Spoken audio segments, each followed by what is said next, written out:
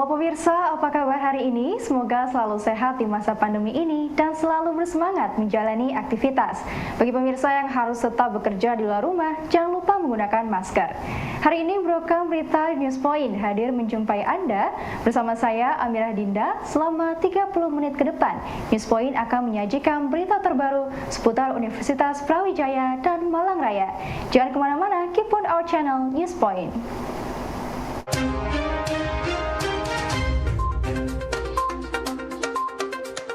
Petugas di pengamanan Jembatan Soekarno-Hatta menyiapkan rekayasa lalu lintas jika terjadi kemacetan arus jelang Tahun Baru 2022. Kepala Pos Pengamanan Ibda Gafur menyatakan pihaknya menyiapkan langkah rekayasa, namun terlebih dahulu akan melihat kemacetan yang terjadi. Gafur berharap masyarakat pada Tahun Baru nanti merayakan di rumah saja agar tidak menimbulkan kerumunan dan kemacetan pada masa pandemi.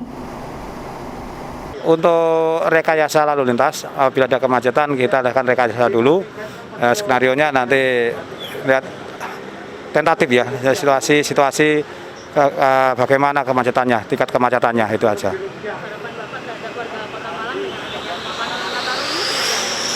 Diharapkan untuk masyarakat Malang dan Natal Tahun Baru ini diharapkan masyarakat Kota Malang tidak keluar rumah, itu hanya perayaannya.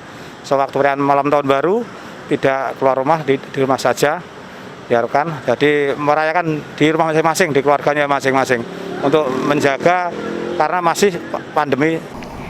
Tim Reformasi Birokrasi UB mendorong Pertor untuk mengatur sistem pengelolaan berbasis elektronik SPBE UB. Pertor ini akan menjadi landasan untuk integrasi sistem yang terukur, terevaluasi, dan berkelanjutan. Hal ini disampaikan oleh Bidang Tata Laksana Tim Reformasi Birokrasi UB Nurjanah dan Raden Arif Setiawan dalam podcast Dialektika Reformasi. SPBE ini dinilai penting dalam tata kelola bisnis model yang terintegrasi di Universitas Brawijaya. Untuk kemudian mengevaluasi dari SOP-SOP yang ada. Jadi misalnya akademik mahasiswa minta legalisir atau proses pendaftaran yudisium. Bagaimana kita punya sistemnya, tapi apakah kemudian si pengguna layanan ini merasa ini dipermudah, merasa efisien, merasa ini akuntabel. Kita sedang menyusun instrumennya Mbak untuk evaluasi itu. Nah dari sini kemudian sambil paralel di timnya Pak Raden Arif juga sedang mencoba mengintegrasi sistem. Jadi kita sudah punya sistem yang sudah solid untuk akademik. Ada punya SIAM, SIAKAT, Simple gitu ya. Kemudian kepegawaian juga sudah punya Simpek, sudah kita punya, ada lagi yang sister dan sisi yang lain. Jadi iya, Bu, kita berproses memang, kalau ngomong sempurna ya belum, ideal juga menuju ke kita. Universitas itu kan salah satu bisnis model gitu ya. Kalau kita bicara masalah bisnis universitas itu bahwa sebenarnya layanan utamanya adalah pendidikan. Jadi kenapa, oleh karena itu seperti yang disampaikan Bu Ana tadi, yang di pendidikan insya Allah sudah mature ya istilahnya, mulai dari mahasiswa masuk, kemudian kita punya SIAKAT, kita punya SIAM untuk mahasiswa, sampai wisuda pun sudah semuanya online gitu ya. Tetapi ada beberapa hal yang mungkin belum terlalu kompleks untuk disentuh, misalkan terkait dengan kepegawaian, karena di model bisnis apapun itu ada 3 yang harus ada Mbak. Yang pertama adalah terkait dengan kepegawaian atau biasanya human resource ya. Human resource ini. Kemudian yang kedua keuangan, yang ketiga adalah asset management. Bisnis apapun, bank juga pasti ada 3 ini. Mau pabrik pasti ada 3 ini. Tinggal bisnis modelnya yang berbeda-beda. Nah, saat ini salah satunya kita memperkuat yang tadi. Jadi meskipun sistem kita boleh dikatakan sudah bagus ya, tetapi bagus itu kan persepsi kita. Artinya kita harus selalu memperbaiki bagaimana agar layanan itu semakin lama semakin baik, semakin sempurna. Nah, salah satunya adalah dengan menerapkan tadi SPBE. Salah satunya memang di pemerintah itu sudah membuat yang namanya peraturan pemerintah terkait dengan SPBE, sistem pemerintah berbasis elektronik. Memang mungkin itu lebih cocoknya untuk government ya, tetapi sebenarnya kita juga merefer ke sana. Artinya ada sebuah indeks yang digunakan untuk mengukur maturity, istilahnya sistem kita itu sudah bagus atau tidak. Dan itu dilihat dari semua sisi, baik itu dari sisi usernya, user kita seperti yang disampaikan Mbak tadi, usernya ada mulai dari mahasiswa, user utama, kemudian ada dosen, ada tendik, ada siapapun yang stakeholder di situ, itu adalah user. Sehingga semua harus terlibat di dalam menilai sistem ini seperti apa. Dan sistem ini pun juga harus kita lihat dari banyak sisi, mulai dari keamanannya, dari sisi tadi ya integrasinya, validitasnya dan sebagainya.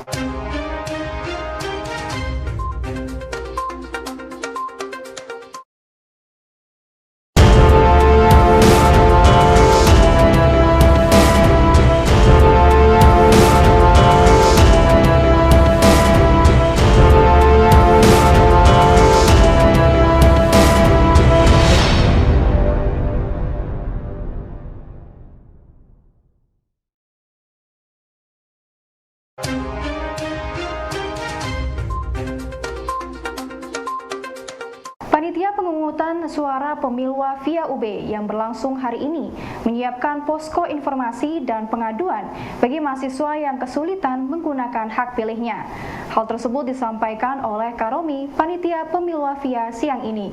Dirinya mengungkapkan kendala pemilihan online adalah situs yang tidak ditemukan, akses ke website lama, dan melebihi waktu. Untuk itu, pihaknya sudah menyiapkan posko informasi dan pengaduan bagi mahasiswa agar dapat menggunakan hak pilihnya. Untuk tahun ini, Pemilwa via UB menargetkan partisipasi mencapai 50% dari jumlah pemilih sebanyak 5.000 mahasiswa. Ini saya ingin menyampaikan terkait kegiatan Pemilwa sampai saat ini, yaitu untuk teknis atau mekanisme dari penyelenggaraan Pemilwa dipegang langsung oleh TIKUB sendiri. Lalu di sini kami sebagai panitia memiliki beberapa kendala. Yang pertama dari situs yang tidak terdetek dan situs yang tidak terbaca oleh website. Cuman kami sebagai panitia mempunyai pusat informasi, jadi apabila mereka mahasiswa khususnya memiliki kesalahan atau koneksi atau gagal koneksi, jadinya mereka bisa memasuki pusat informasi. Nanti kita sebagai panitia memberikan informasi terkait penyelenggaraan pemilihan. Misalnya apabila terkait website error dan lain-lain, kita menyarankan untuk mengganti website terlebih dahulu. Seperti itu. Partisipasi sendiri dari target kami sebagai panitia kurang lebih 3.000 peserta, karena tahun lalu kita mendapatkan suara itu sekitar 2.300 dengan DPT itu 5.200. Kemungkinan tahun ini kita memiliki target sebesar lebih dari 50% karena merupakan rekor terbaik atau sejarah terbaik apabila 3.000 suara itu tercapai. Lembaga mahasiswa di UB diperkirakan tahun depan akan mengalami transisi. Hal ini dikarenakan tahun depan kegiatan luring dapat dimulai kembali. Namun selama hampir 2 tahun ini dilakukan secara luring. Presiden BEM Fapet UB, Putra, mengakui hal tersebut. Dengan menyebut siapa saja yang terpilih pada Pemilwa hari ini harus bersiap dengan masa transisi atau hybrid. Untuk PR teman-teman BEM untuk tahun depan ini adalah masa transisi, Pak. Jadi karena hampir 2 tahun ini yang menjabat di BEM sudah melaksanakan secara online, dan kemungkinan besar karena peraturan rektor maupun Perdek sudah ada aturan mengenai kuliah luring, kemungkinan besar kegiatan-kegiatan BEM itu akan dilaksanakan dengan offline. Nah, ini menjadi transisi. Jadi harapan saya buat rekan-rekan yang nanti siapapun yang maju berhasil di BEM, dia bisa adaptif dengan situasi nantinya. Mahasiswa Fakultas Pertanian Angkatan 2019 bersiap memegang tamping kepemimpinan BEM untuk tahun depan. Pada pencoblosan secara online pada hari ini, Presiden BEM FP Restu Abadi Sirat optimis calon yang berasal dari Angkatan 2019 ini mampu mengemban tantangan BEM tahun depan. Optimisme Restu ini bukan tanpa alasan, karena pada tahun 2020 ini fokus program BEM selama masa pandemi adalah menyiapkan fondasi kepemimpinan untuk tahun depan agar mampu beradaptasi dengan kondisi baru, yaitu hybrid gabungan daring dan luring. Hari ini pencoblosan benar, dan pada hari ini untuk calon dari BEM itu angkatan 2019, yang artinya kalau di Fakultas Pertanian sendiri angkatan 2019 itu kalau tadi dikatakan generasi daring, tidak juga sebenarnya. Angkatan 2019 ini paling tidak dia sudah kuliah secara luring selama 2 semester. Nah, Jadi di semester 3-nya, kalau saya nggak salah, itu baru mereka kena COVID di tahun 2020 ya, bulan Maret ya COVID di awal. Nah di situ baru mereka mulai daring. Artinya di sana calon-calon pemimpin di eksekutif ini masih punya pengetahuan atau basic organisasi secara luring maupun secara daring. Terutama track recordnya juga saya lihat untuk calon presiden tahun ini itu dari DPM-FV ya, mohon maaf, dua-dua, dan yang mana mereka itu sudah melalui kepengurusan secara daring di tahun ini, seperti tahun 2021. Nah, sebenarnya memang tantangan kita itu, saya dulu di BEM juga sebelum jadi presiden, sebelum saya menjadi Menteri Kajian Aksi Strategis, dan di sana memang saya mengalami masa transisi di BEM tahun 2020, di mana kita dari luring kemudian ke daring. Dan itu benar-benar sangat sulit karena awalnya kita di awal itu memproyeksikan program kerja itu secara luring, namun nyatanya tiba-tiba keadaan berubah. Nah, tahun ini 2021 saya menjadi presiden, itu benar-benar kita mulai dari daring. Dan tahun ini itu fokus BEM adalah untuk bagaimana kita membangun pondasi dulu. Pondasi dan pembelajaran untuk tahun depan. Karena di tahun ini saya rasa kita cukup harus realistis dengan keadaan sekarang, dan tahun ini saya bawa gagasan untuk kita coba push sampai titik optimal. Artinya kita coba raih itu hal-hal fundamental dalam organisasi seperti pengabdian masyarakat, penyaluran minat bakat, dan juga pengembangan potensi.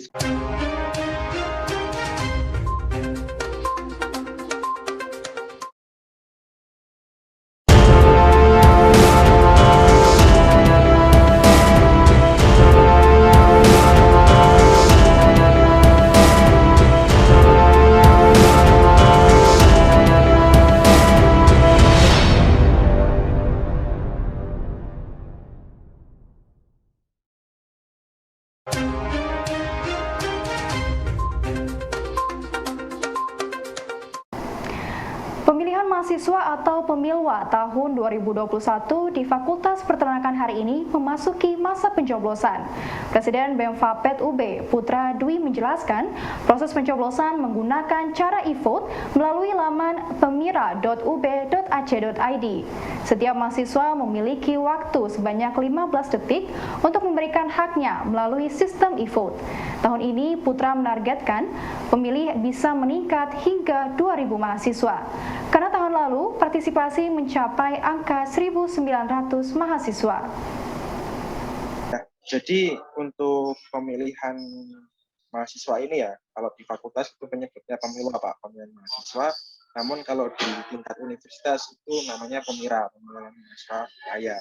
Nah, untuk sekarang, tanggal 27, itu ada 3 fakultas yang sedang menyelenggarakan pemilwa, yaitu ada Fakultas Peternakan, ada Fakultas Ilmu Administrasi, sama Fakultas Pertanian. Jadi ada 3 bersamaan. Nah, untuk pemilihan secara online ini kita disediakan oleh PTIK UB, itu ada website yang namanya lamannya atau websitenya itu pemira.ub.ac.id. Jadi nantinya itu sudah terintegrasi dengan mahasiswa fakultasnya masing-masing. Jadi untuk Fakultas Peternakan hanya bisa memilih di calon Fakultas Peternakan. Mahasiswa Peternakan nggak bisa memilih calon dari VIA maupun FP. Nah, langkahnya itu teman-teman mahasiswa itu tinggal masuk ke laman website pemira.ub.ac.id itu, setelah itu mengisi NIM sama password siamnya. Nanti dia akan masuk ke laman pemilihan di peternakan. Nanti halaman pertama itu BEM dulu. Setelah BEM selesai, akan lanjut ke DPM. Nah, untuk waktunya untuk hari ini itu dari jam 8 pagi sampai jam 4 sore. Untuk pembacaan hasil dari pemungutan suara itu nanti di jam 7 malam, Pak. Nah, untuk suara sah dan tidak sah dengan cara metode online ini sebenarnya tidak ada, Pak. Tidak ada sah atau tidak sah. Jadi teman-teman itu tinggal mengklik nama calon itu sudah dianggap sah. Jadi kita nggak bisa memilih 2 untuk pemilihan online. Namun disediakan ada abstain, jadi teman-teman bisa abstain. Seperti itu Pak. Jadi tidak ada sah atau tidak sah di dalam suaranya. Pemirsa, hari ini Senin 27 Desember 2021 dengan mengambil tema kolaborasi suara karya, pemilihan mahasiswa Fakultas Pertanian Universitas Brawijaya memasuki tahap pemungutan suara. Ketua Pelaksana Pemilwa FPUB Muhammad Rizky Ardianto mengatakan pemungutan suara dilakukan secara e-voting mulai dari pukul 8 pagi waktu Indonesia Barat sampai pukul 4 sore waktu Indonesia Barat. Adapun calon presiden dan wakil presiden FP tahun ini berjumlah 2 pasang calon, sementara untuk DPM berjumlah sebanyak 6 orang calon. Itu dilakukan pada tanggal 27. Calon sendiri itu yang pertama dari Presiden BEM itu terdapat 2, yaitu pada nomor urut 1 ada Saudara Dian Nugraha dan nomor urut 2 ada Saudara Ananda Awang. Untuk DPM ada 6, yaitu ada Saudari Raisa, Saudara Farid, Saudara Desandi, Saudara Fauzan, Saudara Ahmad Naufal, dan Saudara Rama. Suara sendiri kami mengikuti dari TKUB, di mana kemarin juga sudah melakukan lingkar kapal. Jadi lingkar kapal pemira dan pemilwa, di mana kita mengikuti dari teknisian dari TKUB. Itu kita melakukan secara efektif. Pertama, dari teman-teman nanti akan diberikan link mengenai tempat effortnya itu sendiri, di mana teman-teman nanti di sini itu tinggal memasukkan NIM dan password siamnya teman-teman, kemudian nanti akan langsung diberikan antara pemira dan pemilwa. Dikarenakan ini adalah pemilwa Fakultas Pertanian dan pemira sendiri masih tanggal 3, maka ntar teman-teman akan memilih untuk tulisan pemilwanya terlebih dahulu. Nah, nanti akan diberikan daftar-daftar calon yang akan dapat dipilih oleh teman-teman, baik itu Presiden BEM maupun dari DPM. Kami harapkan rasanya sesuai dengan tema dari pemilu tahun ini, yaitu kolaborasi suara karya, di mana kan kolaborasi dari teman-teman Maperta ini akan memberikan suara, dan nanti dari suara ini akan memberikan karya. Jadi teman-teman yang terpilih dari kolaborasi dan suara teman-teman Maperta ini, kami harapkan memberikan karya yang terbaik kepada teman-teman Maperta kembali. Fakultas Ekonomi dan Bisnis Universitas Brawijaya pada hari ini Senin 27 Desember 2021 menggelar puncak perayaan Dies Natalis ke-60. Dekan FEBUB Abdul Ghaffar menyampaikan berbagai pencapaian yang diperoleh oleh FEBUB di tahun 2021 ini.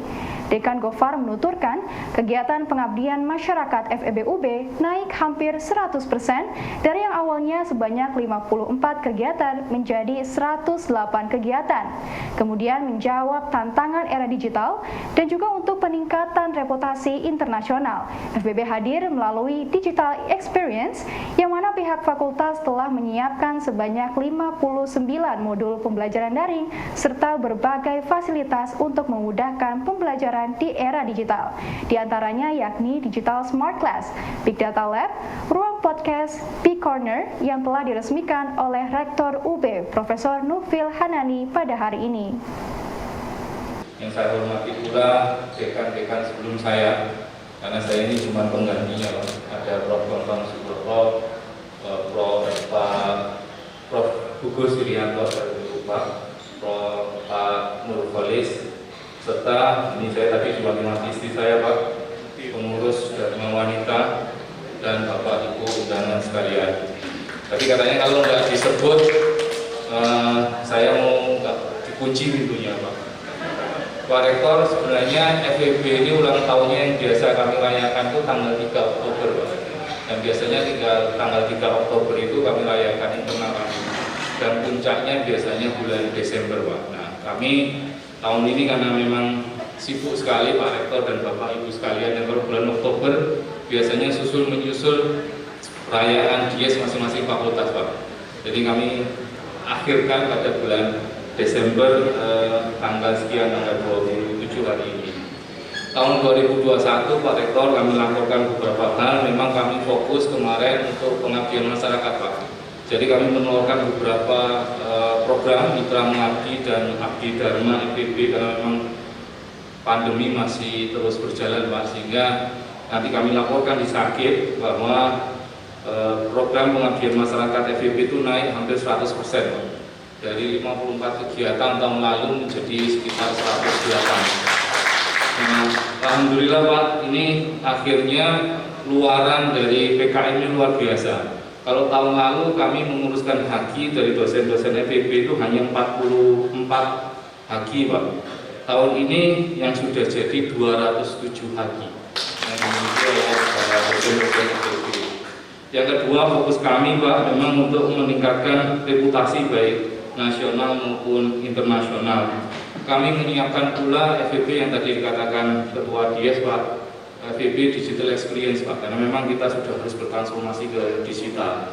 Kami siapkan beberapa hal, satu adalah modul pembelajaran Pak. Sekarang kami punya 59 modul pembelajaran daring Pak. Jadi kalau Brawijaya Online Learning-nya sudah siap, insya Allah FEB akan menjadi salah satu kontributor terbesar Pak. Karena kami sudah siap dengan modulnya, siap dengan video-videonya.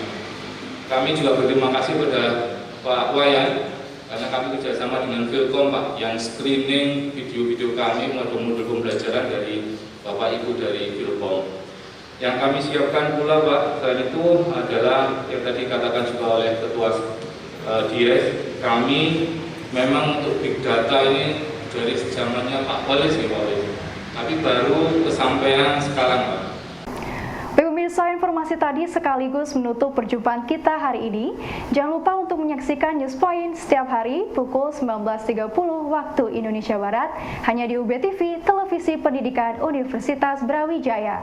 Saya Amra Dinda dan seluruh kru yang bertugas pamit undur diri. Tetap patuhi protokol kesehatan, wajib menggunakan masker. Terima kasih dan selamat beraktivitas.